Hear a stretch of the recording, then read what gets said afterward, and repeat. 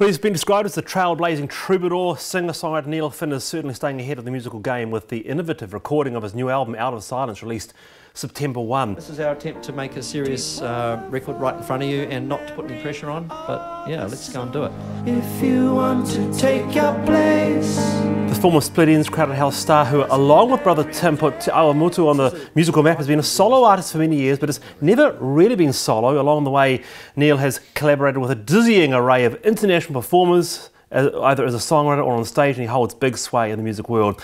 Well, on Friday, Neil Finn recorded Out of Silence at Roundhead Studios in Auckland in front of a live audience.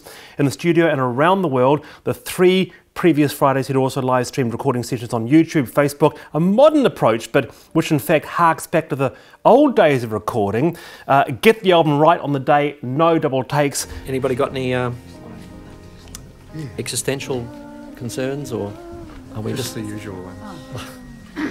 Just the normal garden variety existential concerns? There is more than one of you, but only one of them is true.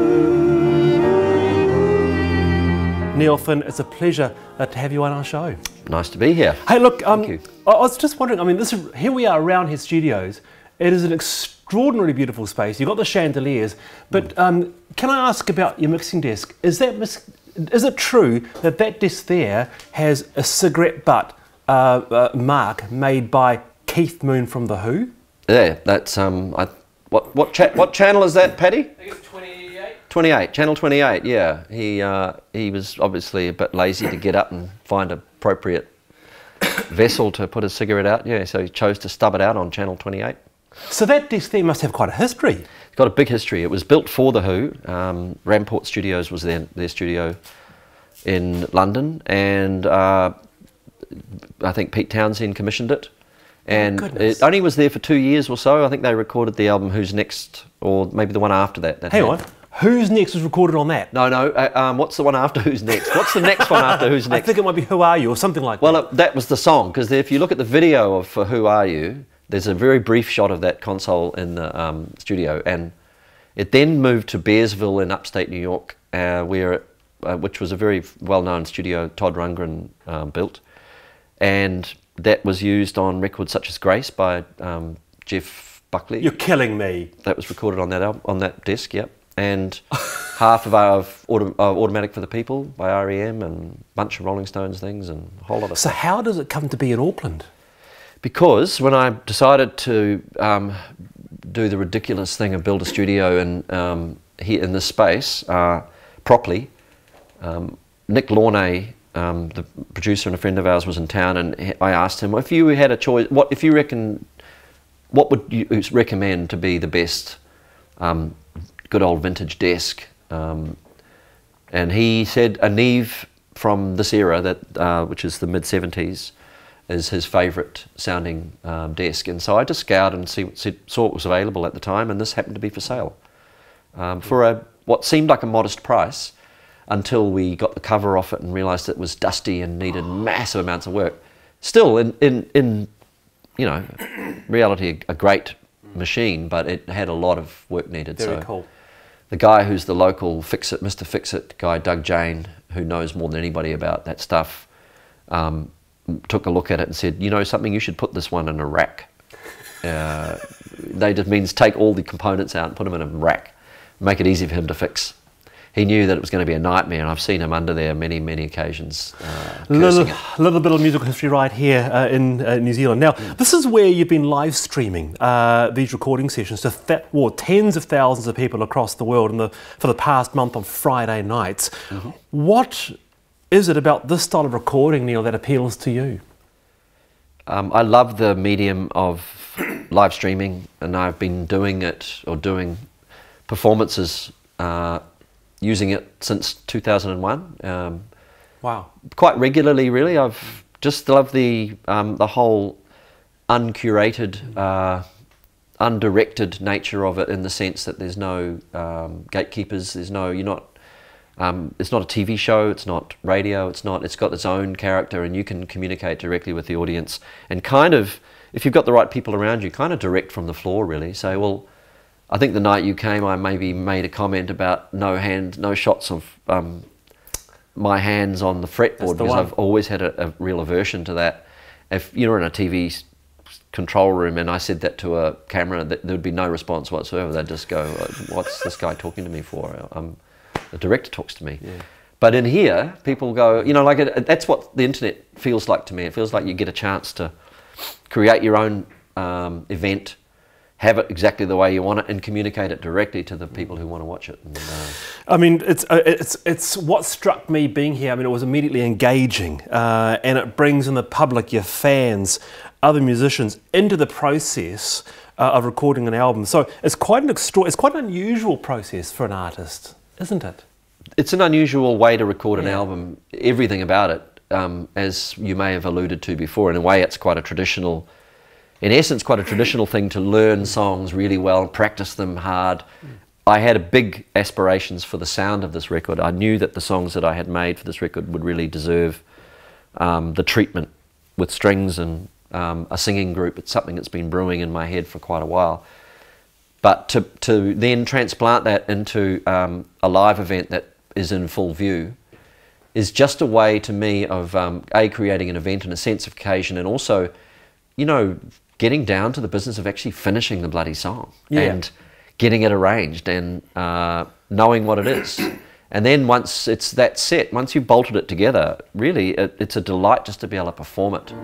Make it level. There is enough time left. It's also quite unusual in the sense, Neil, that often for musicians and artists, a studio is in a sense their chapel. You know, it's a closed-off process. You know, this is the where that you will mould and create a song. So to open that up and to give that sort of transparency is opening up a lot of yourself too, isn't it? I think obviously there's a lot of work goes on before we get to the point where. So I'm pretty sure that we've got things sounding pretty good. Like I would be reluctant. Having said that, now I'm going back on what I'm just describing. In the earlier programs, well, the earlier Fridays that we've done, there were some of the songs were revealed in quite exposed ways. You know, they were quite fragile, and we were still working things out, some of the vocal arrangements. But I figured it was okay to give glimpses of that process unfolding. In fact, I thought it was important to draw people into the fact we were figuring things out. We've done a lot of work out of sight as well. So, you know, I'm not... I don't think it's incredibly interesting to see somebody slaving over whether a note should be a B flat or an A on a you know, the top note of a harmony. Well, the other thing too, Neil, I think that you mentioned somewhere is that you have, or you've had in the past, a tendency to perhaps over-polish songs. Yeah, well, when you're on your own, particularly, that's a real danger, because you sit in front of a computer screen these days on Pro Tools, and now I know how to operate. It's a blessing and a curse. So I sit there and I'll get into real small minutiae of, you know, phrasings and harmony notes, and you get good results from it. And in fact, I think that's the predominant method for most people now, is to sort of be constructing the song as you're making the record. But I'm really enjoying not looking at computer screens, leaving the specialists to do that, sitting in a room on a piano with a bunch of singers and a bunch of string players and doing it with my ears and by talking to people. You know, it's a lovely change. Back to music. It seems real and collaborative and communal. One of the tracks I've got to say, because I do have the pleasure of being part of a small audience, one of the new tracks, look, I absolutely love Neil, it's probably fair to say, and it's called Second Nature.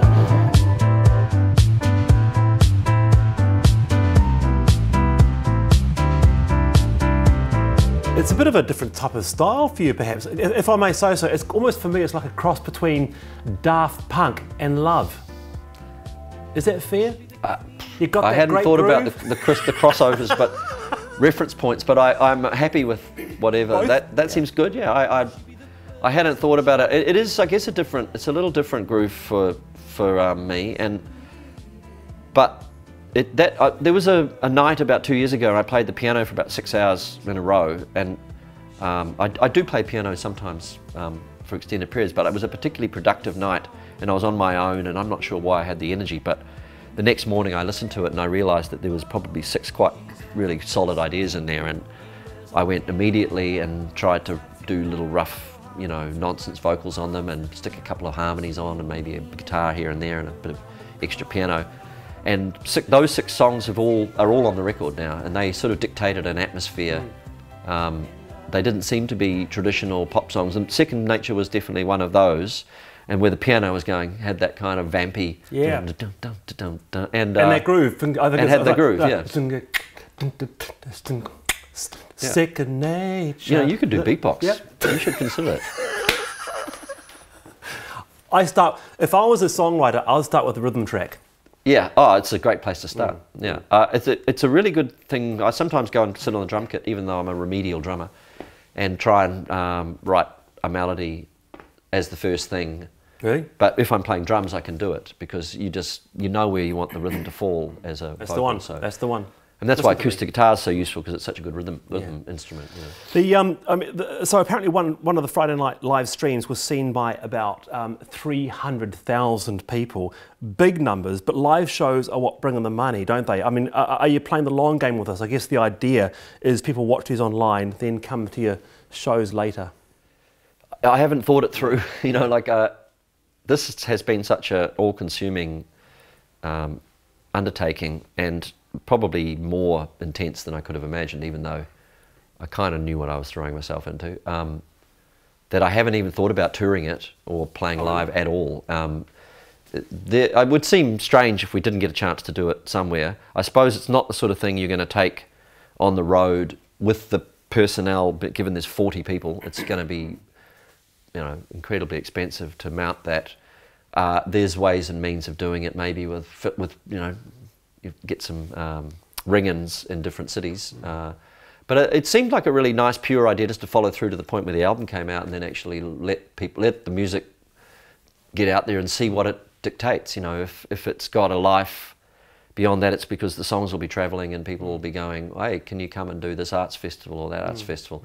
I'm saying arts festivals because they've got budgets. We've had one offer. We've had one offer from the Auckland Arts Festival. Oh, very good. Yeah, we're seeing that as a way of taking everybody. Oh, very good. And it would be a nice thing to be able to do. Yeah.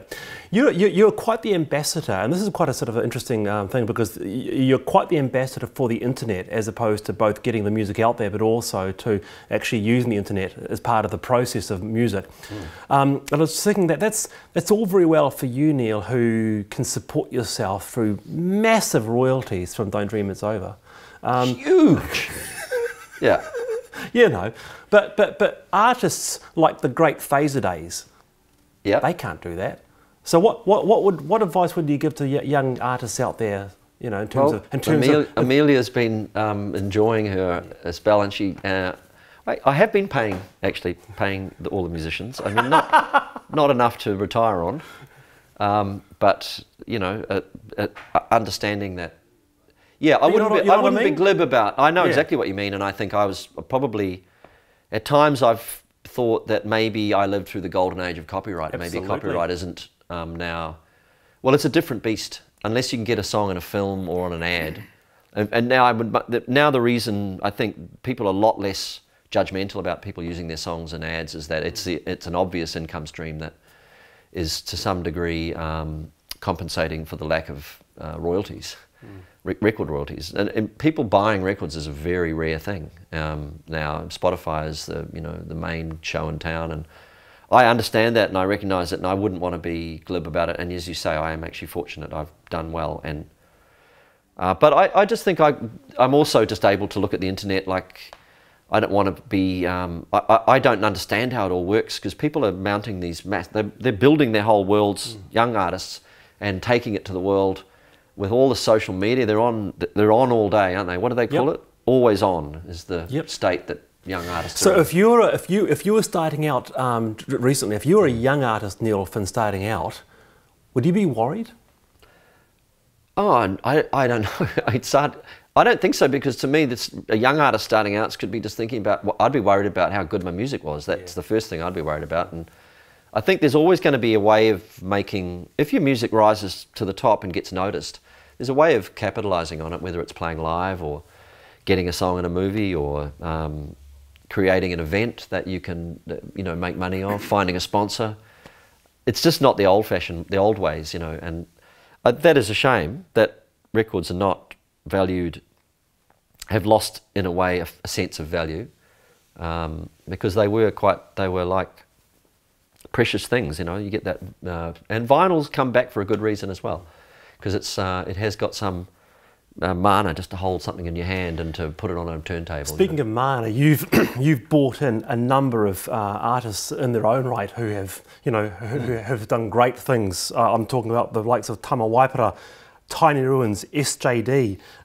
You've got Victoria Kelly, who is a fantastic arranger. Yeah. Was that part of the dream too, Neil, to bring together this highly talented group of people for the album? It was part of the design for the record to have singers that were characterful singers rather than drafting in a choir or a gospel group or whatever. I wanted a kick-ass campfire sing-along vibe, and it just so happens I know now quite a lot of these singers personally. I've worked with some of them. They have different, I mean, Tama Waipara, for example, very different to Tiny Ruins. Completely different. He came on the second show. We were missing a few boys, and Tama filled the gap for 2 or 3 of them. Oh, right. Yeah. Really, he's got such a big voice. So that was fortunate. He's not going to be here for he hasn't been here for the other ones. But yeah, you know, everyone that's in the choir is got a lot of character in their voice. Don McGlashan, you know, Sean Donnelly, people I've known for a long time. A couple of the people I've only met for the first time, Reb Fountain, Amelia from Phaser Days. I probably bumped into these people, but there were voices I'd heard and I admired. I thought, and they have character and they're not. But I wanted plain singing as well. I don't want to. I'm always telling them, no vibrato in this one. No vibrato. If I catch a hint of a vibrato, I'm Why? Vibrato's fantastic, and Tama Waipara has the best vibrato in the land. When properly used, yes, it's great, but it's overused, you know, and no melismas, you know, no Mariah Carey-isms. No, we got to banish that. Unfortunately, she's shocking for that, eh? Oh, I often because she's a very talented singer, but I scream at the TV, don't do that. Sing the melody. That's the one. That's the one that I scream. Yeah. And the thing is that unfortunately, and I feel bad saying this, but I kind of blame Stevie Wonder because he and I love Stevie Wonder. I had no problem, you know, would never have a problem with him doing it. But he kind of invented the melisma. Happy birthday to you. Forget about it. Yeah. You know, Rufus Wainwright, he does no vibrato, he does the note. Have you noticed that? Well, I haven't, but now I'll take more interest in him. Yeah, you told me that. We're with Neil Finn this Sunday morning. What was also wonderful, Neil, was how you brought the whānau in, you know, into the session that I was at. You had Tim Finn, which is a absolute treat for us watching. You had, I think it was Liam Finn and Colin Moccasin via Skype in LA. Yeah, there was a very strange turn of events when they got on, and particularly Colin. But Elroy was, of course, playing. My other son was playing bass, and Liam's actually come down. He came down for this week, and he's helping me mix the record and giving me means I can take a mental break from actually thinking about everything at once. So yeah, the family is very deeply involved. Yeah. What was it like hearing Ariana Grande and Miley Cyrus sing your song "Don't Dream It's Over" for the Manchester bombing benefit? I've always wanted to ask you that because that was a very heartwarming. Yeah, I think that event was a way more well staged and considered and produced thing that people might have imagined from an artist like Ariana Grande. Who, I mean, did you know they were going to do that? I got an approval request the day before, so and they had done it previously as a benefit song for something that Miley Cyrus does for I can't remember what she calls them, backyard sessions or something, and they did a really nice job of it there. I thought they sang it really well, and they've both got really amazing voices actually. So yeah, I thought they sang it well and it was great, and it actually made me feel really. I guess I was proud because it was 3 minutes of warmth that was introduced to that event that I had some kind of, you know, I'd sent this thing out years ago and it turned up being, useful and maybe even emotionally appropriate for some event which I had no idea when I wrote it. Extraordinary. Had I mean, anything to do with, you know. I almost had tears in my eyes. I'm like, I mean, here they were in Manchester saying, you know, Yeah. hey now, hey now. Oh. You can continue. If you... Just joking. You're in the wrong key there, sorry. Yeah, well, Yeah. am I? Yeah. Hey, before we leave you to a very, very busy schedule, some quick fire questions, if you don't mind. Yep. A song you're most proud of in your life? Well, I mean, I'd probably have to say "Don't Dream It's Over" because it's not because I think it's a superior song to some of the other songs I've written, but because it seems to have done so much in so many situations to bring a bit of comfort and you know, joy to people. So yeah, I'm really proud of that. The song you're most proud of on this new album, Out of Silence? I'll answer that for you. It's Second Nature. You've done very, very well with that song. Okay, great. There is a song which is really unlike anything I've ever written called Widow's Peak, which I'm really excited about. It just has an unusual atmosphere. It sounds ancient. Your favourite chord? Well, E flat is probably my favourite key. It's a rich key. I remember when I wrote Don't Dream It's Over, Mitchell Froome, it was an E, and Mitchell Froome suggested, why don't we put that down to E flat? I think it might sound richer. And he was right. It sounded way better. Kiwi artist that jump to mind if I say legend? John Rawls. I don't know. John Rawls is good. Overseas artist that springs to mind if I say legend? Oh, you know, Paul McCartney. He's coming to town. Yeah. Yeah. Couldn't do better than that. Johnny Marr. Johnny Marr. Your friend? Absolutely. Best place to perform live in New Zealand and why? I love the fact that I live just down the road from the power station, and I think it's in a really great venue. It's like every time I've ever played there, I've had a great time. And it's just one of those rooms that's just big enough to feel like it's a real event and just small enough to feel like you're really close to the action. Ideal gig, small, intimate, large or rocking? Have no preference. They're all fine with me. I like being in this room performing. I like being I can perform in a stadium and have a great time. Or in front of the Sydney Opera House, you know, something. Yeah, Sydney Opera House, but no, it just depends on how well you play and whether the audience are up for it, you know. Your musical mentor? Musical mentor. I wish I had one. I don't. That's one thing. I'm sort of living at the far end of the earth. I don't mean to downplay anybody's influence in my music, but I sometimes am alone up there with my songs, and I wish I had somebody I could call. A perfect day for you? A perfect day for me is where I get to play music, and my family are around me, and I get to have a swim in the ocean. That's about it, really. And finally, Neil, your favourite spot in the world? I'm going to be there in a week's time, and I'm not going to give away exactly where it is, but it's in the warm waters of the Mediterranean. Those were very, very hard questions. Those were written by my producer. Really?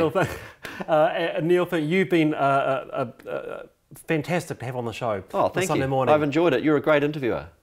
Good to have you on. Oh, nice one. Cheers.